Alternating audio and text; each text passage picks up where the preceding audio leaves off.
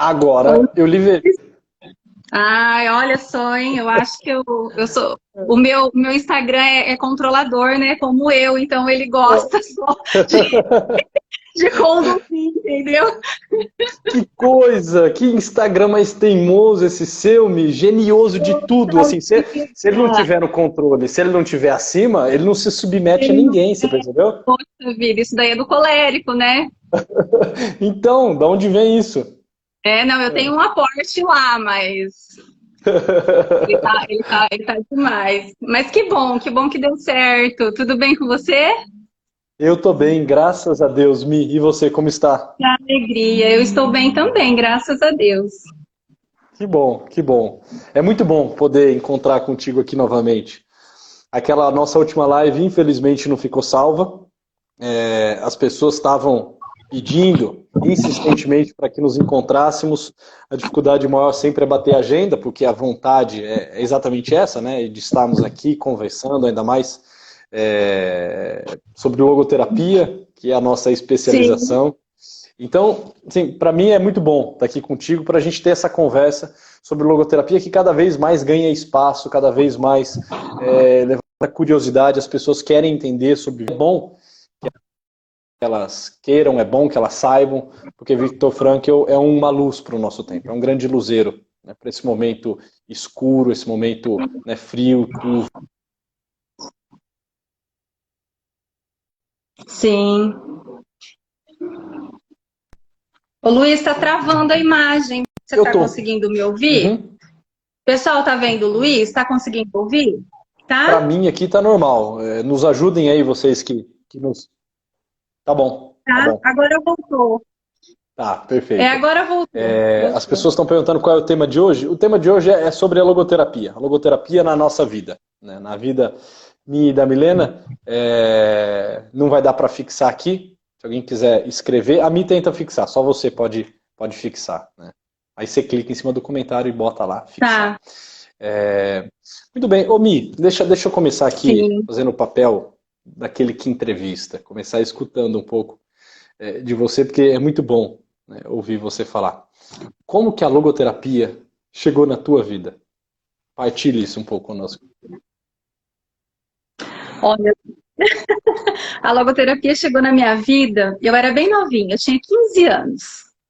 E eu participava de um movimento, né, da renovação, na igreja, e a coordenação da minha cidade trouxe uma equipe de Belo Horizonte para dar formação para nós. E nessa equipe tinha uma psicóloga que trabalhava com a logoterapia.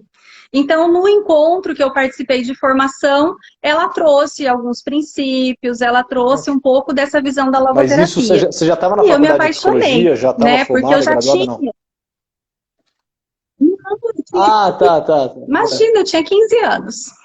Eu, eu nem. A única coisa que eu sabia era que eu queria ser psicóloga já.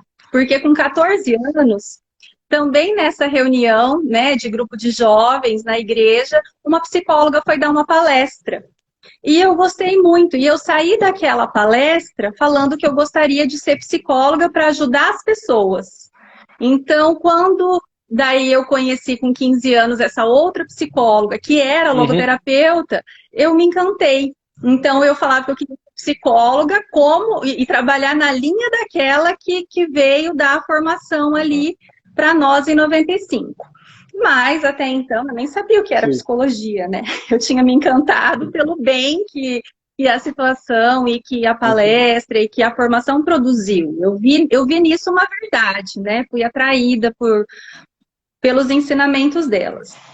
E aí o tempo passou, queria ser psicóloga, terminei o ensino médio e em 90 depois eu fiz mais um encontro com essa equipe Uhum. na Diocese de Presidente Prudente. Né? Eu morava em Oswaldo Cruz na época da primeira formação. Aí essa equipe veio para Prudente, como eu gostava, eu falei, olha, a psicóloga vai estar lá, né? Então eu fui para Presidente Prudente para conhecer um pouquinho mais da logoterapia. E comprei um livro lá. Então, um livro onde ela tratava da formação e trazia alguns conceitos da logoterapia, mas até então nada da psicologia, né? Eu estava no ensino médio ainda. E quando eu fui né, caminhando com esse sonho de ser psicóloga. E quando eu entrei na faculdade, acabei entrando na faculdade já tardiamente, né? Eu acabei o ensino médio, eu não tinha condições de poder cursar uma faculdade, a minha família não tinha como me ajudar, né, a manter financeiramente naquela época. Então eu fui trabalhar e fui buscar realizar esse sonho. Então, quando eu entrei na faculdade, em 2001, eu comecei a faculdade. Logo depois, eu participei de um encontro de psicólogos católicos em São Paulo, aonde a doutora Izar Chausa veio para dar o encontro. E a doutora Izar foi quem trouxe o Viktor Frankl para o Brasil, né? Então, ela tinha uma amizade pessoal com ele. E eu tive a oportunidade, então, de passar 3 dias nesse encontro de psicólogos católicos com a doutora Izar, onde ela pôde apresentar a logoterapia. E nessa época eu já cursava psicologia, estava no 2º ano da faculdade. E a partir de então, todo ano eu frequentei esses encontros. Eu fui por 3 anos seguidos nesses encontros. E em 2004, quando foi o último encontro que eu participei dessa associação de psicólogos católicos, eu tive a oportunidade de conversar com a doutora Izar no próprio encontro, né? Nós passávamos 3 dias e aí falei para ela desse meu desejo de conhecer e de trabalhar com a logoterapia, mas da dificuldade que eu enfrentava na formação, porque eu já estava no meio da faculdade, aí do meio para o final, e os meus professores não conheciam a logoterapia. Então ninguém na minha faculdade conseguia me ajudar, conseguia me orientar, né, jogar uma luz para falar, vai por esse caminho. Então foi um período assim muito tumultuado, porque ninguém na minha formação conhecia. E, ao mesmo tempo, morava no interior, era tudo difícil, né? Doutora Izar lá de Porto Alegre, esse encontro eu fazia anualmente em São Paulo. Então, ela me motivou. O que eu fiz? Quando eu cheguei na faculdade, no 3º ano a gente encerrava, eu fiz didática e prática de ensino também na minha formação, junto com a formação de psicólogo. Então, eu fiz o meu TCC sobre a logoterapia.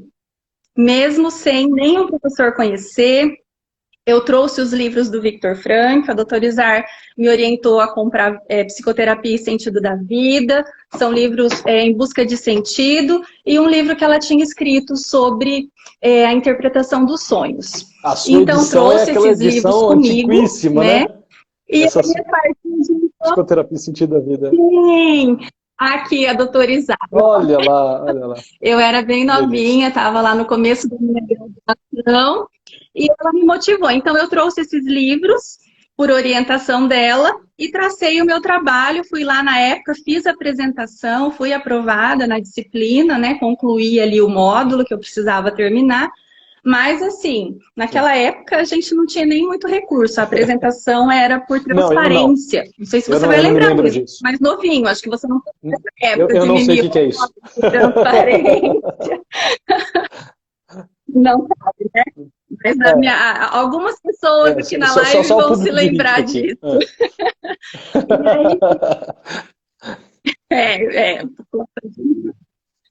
E foi uma experiência muito bonita, porque me motivou a não desistir da logoterapia. Mas ainda assim, né, acabei a faculdade sem ter muito apoio ali na parte da formação, mas foi o meu primeiro contato com a logoterapia. Uau, né? Fantástico, foi assim. Fantástico, porque assim, é muito difícil a gente entrar no universo da logoterapia antes da universidade. Durante a universidade, assim, ficamos totalmente às cegas, às escuras, em momento algum. Em praticamente todos os cursos de psicologia hoje no Brasil, Viktor Frankl não é falado.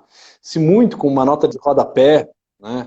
No livro Chaves, acho que do Desenvolvimento, que muitas universidades usam, Grife e Moreno citam Viktor Frankl. Eu lembro que a primeira vez que eu ouvi falar de Viktor Frankl foi por conta do livro de Grife e Moreno, que dentro dessa proposta, né, Chaves para o Desenvolvimento, em algum momento eles citavam lá Viktor Frankl, e eu muito curioso, querendo entender as linhas de psicologia e também os seus autores, peguei e dei uma pesquisada sobre quem era Viktor Frankl. Na época eu lembro que eu perguntei para a professora Selma, ela não soube me responder, né? Outras pessoas, outros professores me disseram que era o fundador de uma linha chamada logosofia, né? Uma confusão assim. Tava lá. Então, né? Um erro gramatical. Fazia... Enfim, assim, é muito difícil alguém encontrar a logoterapia. Agora, é claro, é evidente que as coisas têm ficado cada vez mais fácil, porque temos tido mais informação, o número de especialistas em logoterapia cresce no Brasil por conta de instituições como a Sobral, como a Blay, né, por conta de trabalhos que são feitos aqui via Instagram também, mas há um tempo atrás, né, a minha formação remonta a 11 anos, não ouvia falar. Eu escolhi fazer, eu me decidi por psicologia lendo o livro Confissões de Santo Agostinho. Eu havia completado, eu tinha feito 17 anos, no meu aniversário de 17, ou de 16 anos, eu ganhei esse livro, Confissões de Santo Agostinho. Eu comecei a ler ele nas férias, era férias de fim de ano. Eu li ele uma vez, eu li ele pela segunda vez. Na terceira vez que eu li esse livro, eu terminava e começava de novo o livro. Eu falei, olha, peraí, eu queria fazer filosofia na época. Eu falei, peraí, aqui tem uma abertura, tem um diálogo interessantíssimo, assim, acerca da alma, motivações humanas. Isso aqui me parece um pouco de psicologia. E eu comecei a ler Santo Agostinho, aí eu comprei o livro Solilóquios, comprei o livro Trindade, comecei a entender Santo Agostinho e eu vi que tinha uma engenharia em Santo Agostinho interessantíssima com viés na psicologia, né, enquanto uma ciência mais atual, evidente. E aí eu me decidi fazer psicologia por conta de Santo Agostinho. Mas a hora que eu entrei na universidade, assim, foi uma tremenda de uma decepção. É evidente que eu não tive nada de Santo Agostinho, na verdade eu tentava levar Santo Agostinho para a universidade. O primeiro trabalho que eu fiz era um trabalho, um tema livre, tinha que discorrer sobre algum autor de nossa preferência. Eu trouxe Santo Agostinho, causou um certo terror nos professores, ficaram sem entender como que eu fui pegar alguém lá do século IV, século V, quando sequer falava-se de psicologia, psicologia ainda não era uma ciência, para usá-lo como referência dentro do campo da psicologia. E durante todos os 5 anos de graduação, assim, Victor Frankl, como eu disse, apareceu numa nota de rodapé no livro do Grife Moreno. Então esse é o nome do livro, né? Chaves para Psicologia do Desenvolvimento. Psicologia do Desenvolvimento. E assim, eu cheguei a ler no último ano de Psicologia Em Busca de Sentido. Eu comprei esse livro, na época tinha uma comunidade do Orkut, Psicólogos Católicos. Tá vendo? Eu brinquei da transparência, mas eu sou da época aqui de Orkut, né? Você vê, eu estava me formando e estava fazendo parte de grupos de Orkut, comunidades, não é grupos, comunidades de Orkut. E alguém citou lá, tem um tal de Viktor Frankl que, né, nos dá uma antropologia muito interessante, até parece que tem algo aqui em acordo com a nossa visão cristã, com o personalismo. Eu li, mas assim, eu achei aquilo um best-seller. Eu li, chorei, me emocionei com o livro Em Busca de Sentido, mas eu achei aquilo só um best-seller. Eu falei, eu duvido que isso seja aplicável. Como que a experiência de um psiquiatra num campo de concentração pode trazer ferramentas e leitura sobre a pessoa humana que fundem uma escola e que me deem base na prática clínica, onde quer que seja. E aí, na sequência, eu estava terminando a psicologia, eu encontrei vocês. Eu encontrei você, Milena, eu encontrei a professora Heloísa, e numa conversa breve que nós tivemos, entre um encontro, um intervalo de encontro, em cima de um palco, a professora Heloísa perguntou o que nós fazíamos. Eu disse que eu estava me formando em psicologia, me formava naquele ano. Ela falou, então no ano que vem comece a sua especialização em logoterapia. Eu falei, puxa, eu estava pensando em ir para a área da fenomenologia e tudo mais. E o Padre Paulo estava lá conosco, né? Você vai se lembrar, a rodinha que nós estávamos. Eu falei, padre, sério mesmo, assim, logoterapia? Ele falou, faça isso. Ele falou, só faça isso.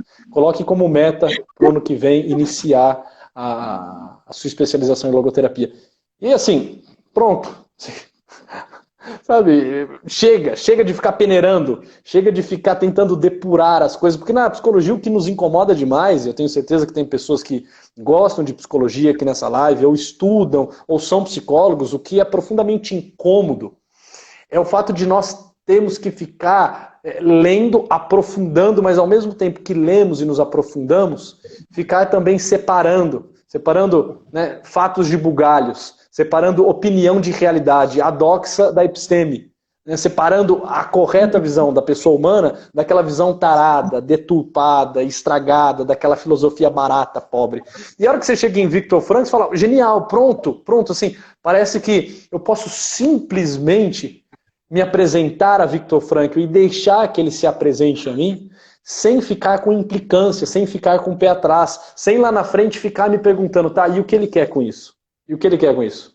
Qual será a intenção maléfica, nefasta, que ele tem por trás disso? Porque ele tem assim, uma visão reta, uma visão profunda da pessoa humana, mas também reta. Ele desenha a pessoa humana com os seus contornos, na sua tridimensionalidade, com uma base filosófica, que não é assim uma base filosófica das mais densas e profundas, porque a filosofia de Viktor Frankl não é algo difícil, é acessível, mas honesta, é honesta. Nós até podemos dizer, não é um grande filósofo, talvez não seja, mas o que ele se propõe a fazer de filosofia, ele o faz com muita honestidade. Agora, dentro da antropologia, ele é, ao meu ver, hoje, o grande antropólogo. O grande antropólogo. Assim, ninguém conseguiu, nos últimos anos, e ninguém consegue hoje, desenhar tão bem o que é a pessoa humana, no seu justo limite, nas suas dimensões, dimensões constitutivas, como Viktor Frankl, de forma acessível e de forma, assim, real. Então, assim, aí, a hora que você encontra Viktor Frankl, você se apaixona, né? A história dele é fantástica, ele, enquanto pessoa, é uma baita de uma personalidade, né? Assim, vamos brincar aqui, o pessoal gosta de falar de camadas, sei lá, uma décima primeira camada, um eu histórico, assim, alguém que deixou um legado, a sua vida foi um monumento, alguém que conseguiu trazer-nos de volta à luz, à sanidade, porque nós estávamos loucos.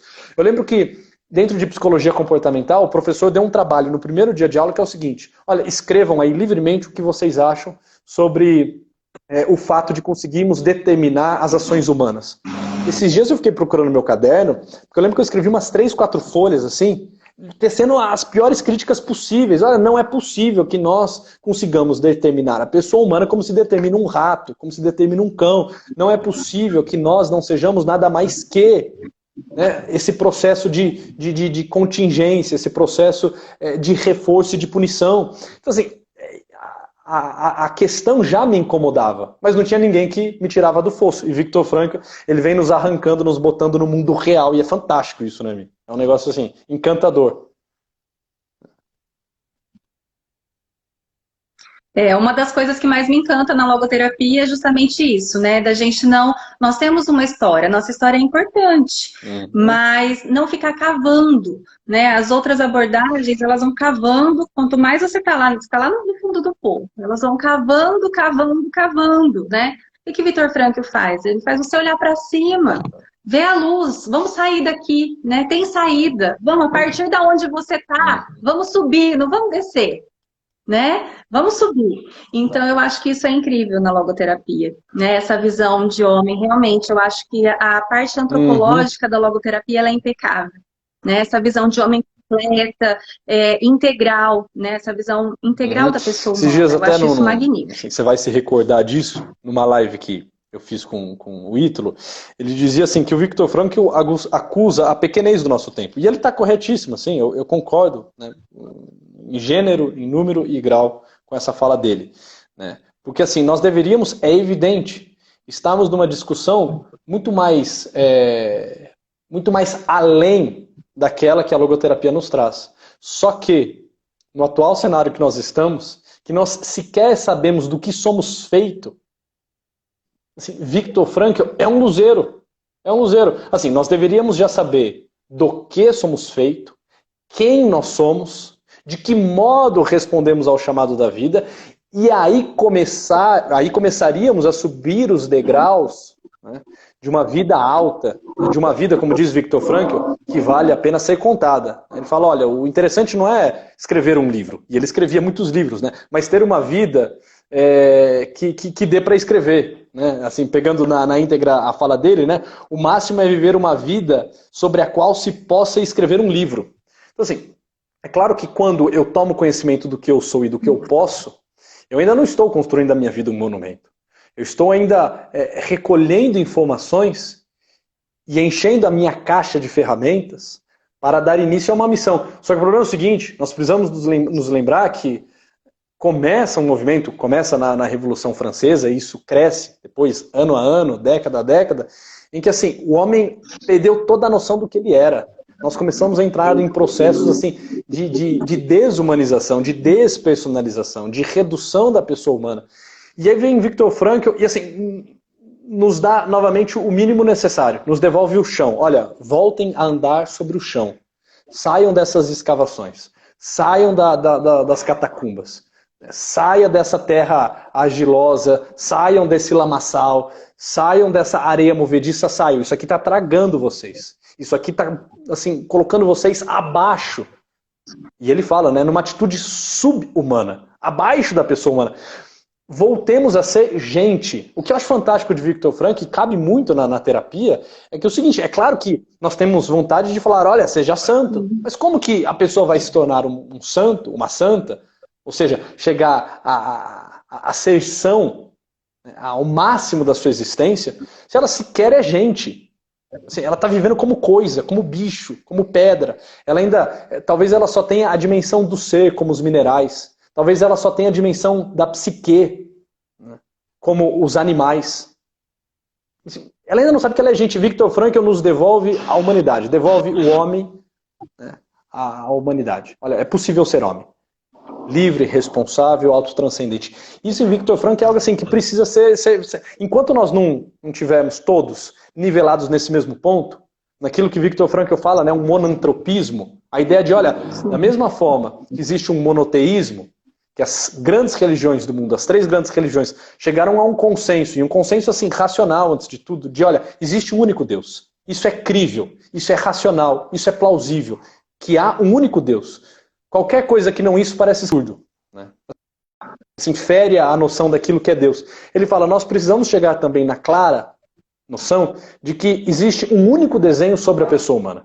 Um monantropismo, ou seja, uma única antropologia. O ser humano é um ser biopsíquico sócio-espiritual. Livre, responsável, capaz de autopossuir-se, capaz de autodoar-se. Enquanto isso não estiver claro, não dá para dar largada, não dá para soltar, né, dar o apito e falar agora cresçam, agora, né, edifiquem, agora façam da vida de vocês um monumento. A gente ainda não é gente. E na terapia isso cabe muito bem, né? Construir a pessoa humana. Sim. Pessoa humana. É justamente isso. A primeira coisa que a gente tem que devolver para a pessoa é a dignidade que ela tem como pessoa humana. É poder falar, olha, você é gente, você é pessoa. E você tem a possibilidade de decidir sobre a sua própria vida, né? Não é porque a sua história ou de repente aconteceu algo na sua vida que você está determinado a viver assim para sempre, de uma vez para todo sempre. Não! Né? Você é livre, você tem essa capacidade de se posicionar diante das situações, do sofrimento. Né? Você foi feito para poder servir aos outros, né? Para poder amar, para sair de si mesmo, para não viver no egoísmo, né? No fechamento.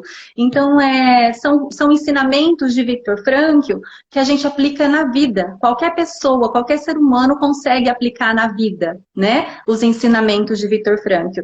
Isso, por quê? Porque são ensinamentos que ele nos trouxe a partir das suas vivências. Perfeito. Isso eu acho fantástico. Né? Não foi um experimento que ele fez num laboratório que atestou para ele que o ser humano poderia viver dessa forma. Não.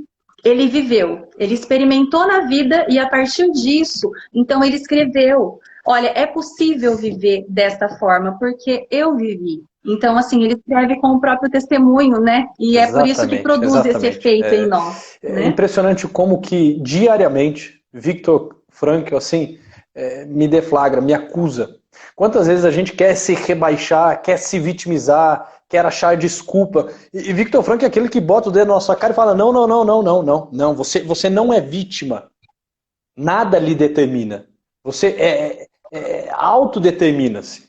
Não. Você é responsável. Você é aquilo que você responde. Você se torna aquilo que você escolhe. Assim, não bote a culpa no seu chefe, não bote a culpa no seu pai, não bote a culpa no seu país, não bote a culpa em ninguém. O único culpado aqui é você. Assim, quantas vezes que nos pequenos atos da nossa vida a gente quer se esconder, a gente quer culpar outrem. E Viktor Frankl, com a sua visão correta de homem, nos lembra quem nós somos. Assim, e isso é libertador. Isso é fantástico. Só isso já é o suficiente para que comecemos a ser pessoa. Que nós, assim, estejamos onde estivermos. Né? Podemos estar no meio de um campo de concentração, como Viktor Frankl estava. Ele dizia, olha, mesmo aqui, mesmo num campo de concentração, onde a priori tiraram a minha liberdade, porque eu não tenho mais um nome, eu me tornei um número. Eles sequer, os soldados, os guardas da Alemanha, sequer conseguem sentir ódio de mim. Porque a gente só sente ódio de outra pessoa. Eles sentem um desdém, assim, olham pra gente como coisa. Eles me tratam como coisa, eles me chamam pelo número. Nós somos submetidos àquilo que existe de mais bárbaro, de mais trágico. Mas mesmo aqui nessa situação, eu ainda sou livre. Ô, Viktor Frankl, você está de brincadeira comigo, rapaz? Você é livre pra quê numa situação dessa? Como assim? Você, prisioneiro de Auschwitz, você é livre? Livre? Plenamente livre? Eu não sou livre da condição a qual eu estou imposto, né? Que me foi dada pelo destino. Mas eu sou livre para responder. O que eu vou fazer com isso? Eu vou me tornar um algoz? Eu vou entregar aos meus irmãos? Eu vou me tornar responsável pelos meus atos? Eu vou ajudar? Eu vou amar? Eu vou enfrentar ou eu vou sucumbir? Eu vou autotranscender ou eu vou fechar em mim mesmo? Eu vou fazer disso tudo um sofrimento vivido de forma digna, que quem sabe vale a pena até depois ser contado, ou um sofrimento vivido assim de modo subhumano. Eu vou me jogar ao fio e me eletrocutar, ou eu vou manter-me vivo e ajudar aqueles que precisam de mim? Então assim, e ele falava, eu sou livre assim, eles podem me chamar por um número, eles podem me tratar de coisa, mas eles não tiraram de mim a minha liberdade. Então assim, se uma pessoa que durante 3 anos ficou submetida a uma experiência dessa, consegue acreditar na liberdade, isso nos provoca e nos incomoda a também entendermos o que é a nossa liberdade. Talvez é nos exigido muito menos, com muito mais facilidade, nós nos colocamos no papel de vítima. Queremos dizer que somos condicionados, que estamos determinados por algo, por outrem, por uma situação específica. E nesse sentido, assim, a logoterapia, uau, nos devolve o chão, nos instala de novo na realidade. Não é? Sim. É impressionante. E quando você pega isso num processo psicoterapêutico, um paciente que, assim, naturalmente os pacientes vêm já com um discurso montado, no qual eles são vítima, né? No qual eles são assim, só efeito de algo. E quando as provocações começam nesse sentido, lembrando-nos a liberdade que temos, né, e trazendo à tona a responsabilidade, isso de imediato nos instala de novo na realidade do mundo. Olha, desculpa, você pode falar o que for, sim, de todas as situações que você vive, de todas as pessoas com qual convive, mas você continua sendo livre. A questão é o que você vai fazer com aquilo que fazem de você, não é aquilo que fazem de você. É o que você vai fazer com aquilo que fazem. E isso de cara assim já abre todo um cenário, já descortina toda a nossa existência, o nosso vir a ser, o nosso chamado, porque aí eu volto a ter o protagonismo da minha vida. Sim, sermos responsáveis, né, pelas nossas escolhas, pelas nossas decisões. É claro, como você falou, tem situações que nós não pedimos, né? Tem situações que surgem na nossa vida, né? São situações dadas aí pela nossa existência e que a gente muitas vezes precisa encarar, precisa passar, né? Às vezes até alguns sofrimentos que a gente precisa passar, situações que a gente não pode mudar. Mas mesmo diante daquelas situações que nós não podemos mudar, nós podemos mudar a nós mesmos, né? Então, Viktor Frankl, ele nos ensina, assim, até nessas situações mais difíceis, né, que a pessoa passa, então a gente tem essa oportunidade ainda de se transformar como pessoa. Então, a gente tem essa responsabilidade, né, de poder transformar o mundo, né? Mas a partir de nós mesmos, de eu poder olhar para a minha realidade e ver que ela é uma realidade que eu posso mudar, que eu posso transformar, que eu posso fazer alguma coisa por mim, né? E não ficar refém da minha situação ou então assumir essa posição de vítima, como você falou, né? Diante da nossa vida e da nossa história. Não, nós escrevemos a nossa história, né? E não é assim, ele fala que a grande sacada aí não é a gente ficar esperando da vida, mas é a gente poder oferecer algo para a nossa vida, né? A gente poder oferecer algo de nós para o mundo, para poder mudar a realidade, não ficar esperando que as coisas caiam do céu, né? E assim, é muito corriqueira essa atitude, né? É quase que banal. Quantas pessoas chegam e falam assim, olha, mas quando a situação estiver favorável, quando essa quarentena acabar, né, quando eu fizer uma experiência com Cristo, quando for me dado condições, quando eu sair de casa, quando eu ganhar na loto. São pessoas assim que ainda estão numa atitude muito passiva. Tá, quando algo acontecer, então você se movimenta. Só que assim, não é o mundo que faz algo por você. É você quem olha para o mundo e se coloca à disposição fazendo aquilo que lhe cabe, com aquilo que você tem. E essa vida cotidiana e esse cumprimento de deveres é muito Viktor Frankl. Muito Viktor Frankl nas pequenas coisas. Um homem de fibra moral, assim, de tal modo que assim, as pequenas decisões dele eram pautadas pelo dever. Desde a atitude dele no campo de concentração, permanecendo, né, como médico e atendendo aqueles que precisavam da sua ajuda, mesmo que fossem seus algozes, até, por exemplo, um fato interessantíssimo da vida dele, né, quando ele decide não ir para os Estados Unidos, a guerra estoura Viktor Frankl como um acadêmico, uma pessoa genial, recebe convite de ir para os Estados Unidos, imagina, ele era judeu, austríaco, né, mas de linhagem judia, recebe um convite para ir para os Estados Unidos. Ele poderia ir, e ao ir para os Estados Unidos, ele estava livre de ser capturado pelos nazistas e submetido a essa barbaridade de campo de concentração.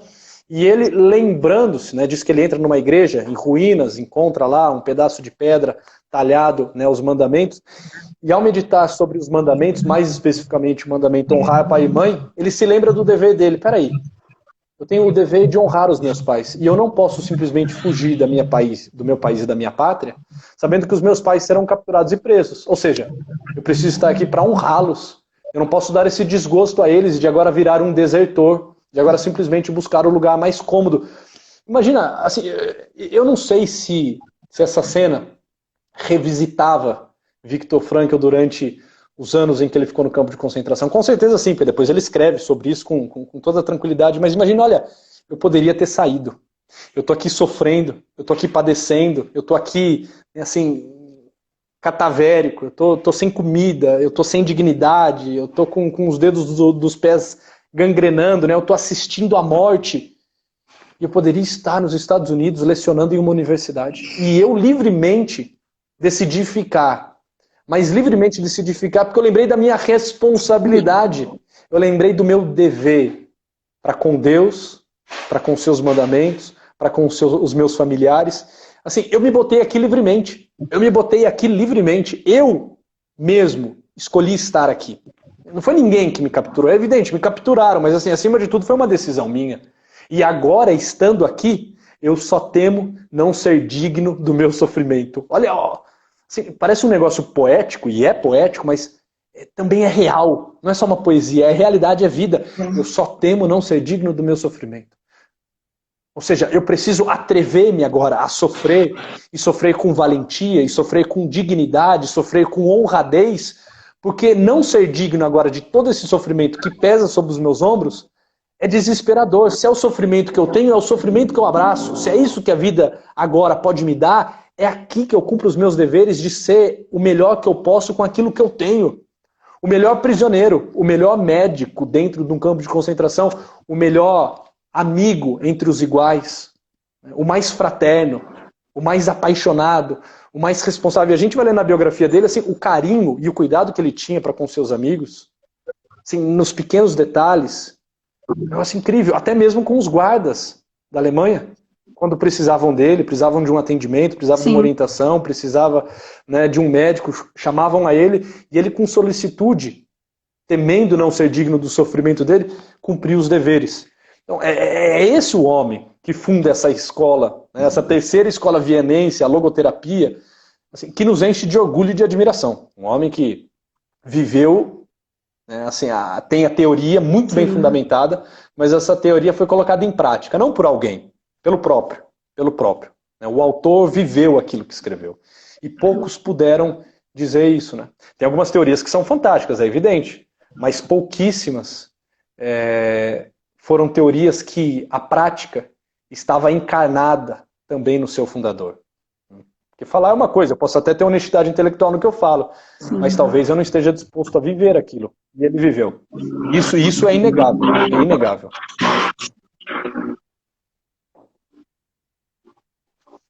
E a força do exemplo, né? Ele nos convoca. Então, assim, nós ficamos sem reação diante, nós não conseguimos nem reclamar diante de algum sofrimento, né? A gente às vezes reclama muito um pouco, né? E, então eu falo que a vida dele, ela nos convoca também a poder extrair de nós aquilo que é o mais humano, né? Aquilo que é a nossa essência, a não nos fechar em nós mesmos, a poder viver a nossa essência no mundo, né? Então ele nos convoca com a sua vida e com a sua história. Como que está o nosso tempo, Luiz? Vamos ver. Alguém poderia nos ajudar? E você marcou? Eu não marquei o tempo. Alguém aí poderia nos dizer se alguém está com... Enquanto mandam, o padre Wesley mandou uma pergunta. Né? Me ajude aí na resposta. Ele falou assim: as palavras-chave da logoterapia são responsabilidade, pessoa humana e inteligência, logos? Assim, não, eu não diria que são essas as palavras-chave. As palavras-chave seria liberdade, que faltou aí, responsabilidade, sem dúvida nenhuma, e eu colocaria autotranscendência. Perfeito, perfeito. É a espiritualidade, agora, né? Os três pilares sobre os quais, né, a logoterapia está fundamentado é a liberdade da vontade, a vontade de sentido e o sentido da vida. Né? Esses são os três pilares. Se eu perguntar quais são os três pilares da logoterapia, não vou entrar em detalhes e explicar todos eles aqui, mas são esses. Liberdade da vontade, vontade de sentido e sentido da vida. Agora, para mim, Luiz Henrique, não sei para a Milena, se eu pudesse elencar três palavras-chave, o senhor colocou três aí, né? Responsabilidade, pessoa e inteligência. Eu colocaria liberdade, responsabilidade e autotranscendência. E você, Mi, quais você acha que são as palavras-chave da logoterapia? Sim. Eu gosto muito dessa questão que o Viktor Frankl coloca como os existenciais, né? Que fundamentam a nossa existência, que é a liberdade, a responsabilidade e a nossa espiritualidade, que é justamente essa capacidade especificamente humana, né? A dimensão que faz de nós diferente dos animais e que faz de nós pessoas. Então ficaria também com essas três aí. Se alguém tiver mais alguma pergunta, por favor, fique muito à vontade para colocar. Nós estamos aí com 40 e tantos minutos, 46, 47 minutos. Mi, eu estou pensando, a partir da semana que vem, eu já anunciei isso aqui no Instagram, até aproveitar agora para comentar, eu vou pegar as 10 teses da pessoa humana, de Viktor Frankl, em que ele vai definir, a partir de 10 máximas, de 10 princípios, o que é a pessoa humana, e eu vou fazer 5 semanas de formação. Cada semana eu vou apresentar 2 teses. Possivelmente às terças e às sextas-feiras eu vou entrar em algumas lives fazendo isso. As pessoas que quiserem fazer parte dessa formação, que vai ser gratuita, depois entrem no site, se eu não me engano é www.cursoemrota.com/logoterapia. Se o Newton estiver ouvindo por aí, alguém puder escrever, www.cursoemrota.com/logoterapia e se cadastre lá. A ideia é trazer as 10 teses da pessoa humana e desenhar essa base antropológica de Viktor Frankl de modo acessível para que a gente consiga entender mais sobre Viktor Frankl, mais sobre a logoterapia, mais sobre a pessoa humana. Eu acredito que isso é fundamental e faz toda a diferença no nosso tempo. Né? Se inscreve lá, o Thiagão, Thiago Piotto, se inscreve lá, rapaz. Entra lá. Né? Por onde é interessante... Vai lá. Tem uma outra pergunta aqui da Giovanni, Luiz. Qual a relação de Viktor Frankl com Carl Rogers? Ela vê algumas semelhanças? O que assim, você pode nos falar sobre isso? Tem alguns autores que são muito caros para Viktor Frankl. Né? Jaspers, Carl Rogers, Max Scheler, são autores que Viktor Frankl traz para a discussão a todo momento, e a gente percebe que ele usa muito isso, né, nos seus estudos, que eles são muito caros, sem dúvida nenhuma. Carl Rogers assim, é alguém que a gente pode colocar dentro de uma proposta semelhante, porque Viktor Frankl tinha essa proposta, ele diz, né, eu não sou nem humanista, nem existencialista, né, nem pseudo-logoterapeuta, né? Ele faz uma crítica querendo dizer o seguinte, olha, eu não sou isso que vocês estão dizendo que eu sou. Né? Eu não sou esse humanismo que vocês estão definindo, esse existencialismo que existe, né? Esse pseudo-logoterapeuta. Ele tem essa fala de crítica, mas é evidente que a base dele, se a gente for tentar localizar Viktor Frankl, ele tem uma base humanista muito forte, existencialista, personalista e dentro da fenomenologia. Essas 4 escolas, personalismo, humanismo, fenomenologia e existencialismo, assim, dão contorno para a ação de Viktor Frankl. Então, assim, todos esses autores assim estão muito próximos. É evidente que vão ter detalhes que mudam. O mais caro de todos para mim é Viktor Frankl, embora, por exemplo, Max Scheler também seja excepcional, mas são autores que têm, sem dúvida nenhuma, semelhanças. Seria muito diferente falar assim, sei lá, Melanie Klein, Jung e Frankl. Poxa, aí já tem alguma coisa bem distante, já está díspare demais. Mas quando a gente fala desses autores, é evidente que estão lá, estão próximos. Sim, o Felipe está perguntando aqui, Viktor Frankl confronta Freud, né? Eu vejo que Viktor Frankl ele não confronta Freud. Freud diz que o ser humano ele é movido por instintos, né? Viktor Frankl ele não nega que nós somos também, temos os instintos, mas nós não somos movidos pelo instinto, né? Então tem essa diferença. Ele até se coloca, em relação a Freud, como um anão nos ombros de um gigante.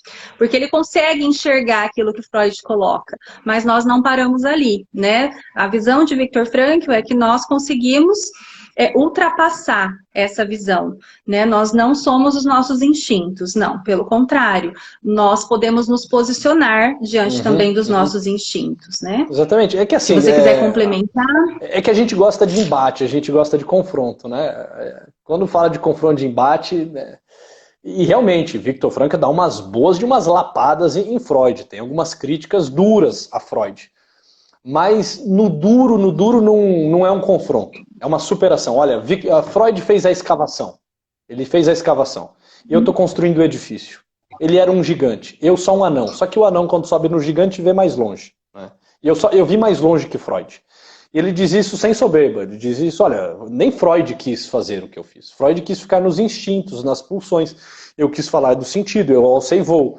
Freud ficou na bidimensionalidade da vida. Eu botei uma verticalidade, eu botei a tridimensionalidade. Eu não sei se Freud era míope ou se ele estava fazendo um recorte da realidade. Possivelmente ele fez só um recorte. Né? Eu, não querendo fazer um recorte, mas querendo desenhar o homem todo, apresentei, né, isso que é a logoterapia. Né? Então, perguntaram por onde iniciar mandaram aí, por onde iniciar a logoterapia. O que você sugere, Mi? Eu sugiro por Em Busca de Sentido, né? Eu acho que é a biografia de Frankl. Eu acho que a gente precisa conhecer a história dele e entender de onde partiram, assim, as motivações. Na verdade, a logoterapia, ela não nasceu no campo de concentração, né? Frankl, já bem antes disso, já havia criado a logoterapia. Mas essa experiência de Viktor Frankl no campo de concentração, ela fala muito sobre humanidade, né? Não só sobre a humanidade dele, mas sobre a nossa também. E como que a gente pode enfrentar a vida. Então, eu começaria pelo Em Busca de Sentido. Eu acho que é um primeiro passo. Normalmente eu começo também falando sobre isso, sobre Em Busca de Sentido. Na sequência tem um livrinho dele, que é uma palestra que ele fez nos Estados Unidos, que é Sede de Sentido. Ajuda a começar a lançar as bases, né, assim, da logoterapia. Na sequência de Sede de Sentido, Sim. Um que me parece interessante é Vontade de Sentido, ou Psicoterapia e Humanismo. E deixaria por último o Psicoterapia e Sentido da Vida, que é esse que a Mi mostrou. Inclusive o seu é uma raridade, Mi. O seu, assim, a sua edição, eu acho que tá escrito a própria... O meu é de lá. Frankl escreveu a própria punho. E é interessante, a Mi falou que não nasce no campo de concentração a logoterapia. E não mesmo. Viktor Frankl fala que quando ele tinha 4 anos, ele teve um sonho, e nesse sonho ele sonhou com a morte dele. E Viktor Frankl relata que justamente esse sonho fez ele pensar como que ele deveria viver para de algum modo estar preparado com a morte. Ou seja, com 4 anos, poxa, olha para a Catarina, minha filha tem 4 anos, amanhã a Catarina vai fazer 4 anos, amanhã é dia 20 e 25, né? Eu fico imaginando assim, a genialidade, a agudez de pensamento desse homem que com 4 anos já estava fazendo uma meditação acerca da morte. Assim, às vezes eu brinco falando isso, assim, a meditação da morte é lá a 8ª camada, é quando a gente faz o nosso confronto com a morte. Parece que com 4 anos, essa criança já tinha aspirações e motivações assim meio que de 8ª camada, querendo confrontar-se com a morte e pensar na vida. Então a logoterapia nasce no coração de Viktor Frankl muito cedo.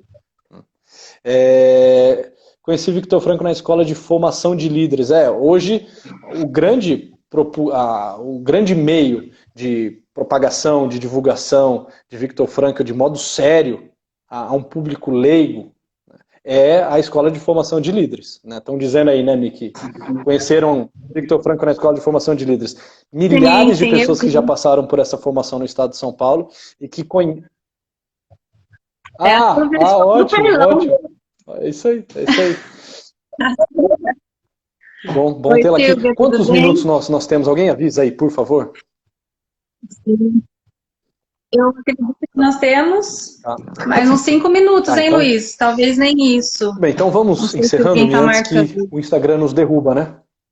Eu falo e ele passa a palavra, porque eu quero lhe agradecer. É sempre muito bom estar aqui contigo. É um papo que flui, um papo muito gostoso de alguém que conhece com profundidade Viktor Frankl e ama Viktor Frankl, que conhece muito a logoterapia. Então, estar aqui com você é estar em casa, assim. Parece que a gente está, né, tomando um café e batendo papo, falando sobre algo que acreditamos, que vivemos, que botamos em prática na nossa vida clínica, na nossa vida familiar e pessoal. Então, estar aqui contigo falando sobre isso é muito importante. Falar para mim sobre Viktor Frankl aqui no Instagram é quase que um dever, porque eu devo e me sinto muito obrigado a Viktor Frankl, muito vinculado a ele, por esse resgate que ele fez na minha formação. E a ideia é fazer com que isso cresça. É por isso de trazer também temas como esse, em que eu e a Mi estamos tratando, e outros temas que eu pretendo colocar. Acho que a semana que vem eu começo esse curso das 10 teses da pessoa humana. Mi, muitíssimo obrigado, de coração. Lhe passo a palavra, mas deixo aqui já o meu abraço a você e a todos que estão nos acompanhando. Eu também estou muito feliz da nossa conversa, né? Eu acho que é uma conversa que flui, sim, com muita leveza. Eu gosto muito de estar com você e também gosto muito da logoterapia, né? Então, isso tudo junta. E eu quero agradecer a sua amizade, agradecer aí ao Viktor Frankl, né? Por ter cumprido a missão da vida dele, deixado a logoterapia para nós, para a humanidade. E também por ter conhecido a logoterapia, né, por ter tido a oportunidade de olhar para a minha história e de ver que a logoterapia ela passa mesmo até antes da minha formação, mas ela vem me dar essa visão de pessoa, né, que condiz com os meus valores e com aquilo que eu acredito.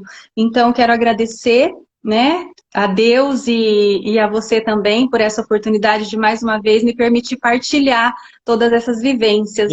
Muito obrigada. De novo, eu que agradeço. É bom ver. E obrigada, né? Obrigada a todos os amigos aqui presentes. Vi bastante amigos, bastante pessoas queridas. O Padre Ângelo, sua bênção, padre, os outros padres também que estiveram conosco. Muito obrigada, né? Pelo apoio, pelas orações. Mi, um grande abraço. Um grande abraço. Deixa um abraço aí ao Luciano, às meninas, Maria Tereza, Carolina. Eu vi que elas estão por aí, né? Estão aí na live também. Saudades de vocês. Elas estão. Maria Tereza, ela responde, professora. Eu mando sim, Mi. E quando acabar essa quarentena, vamos nos encontrar, por favor. Tá bom? Um beijo, um abraço. Com certeza, um abraço. Tchau, pessoal.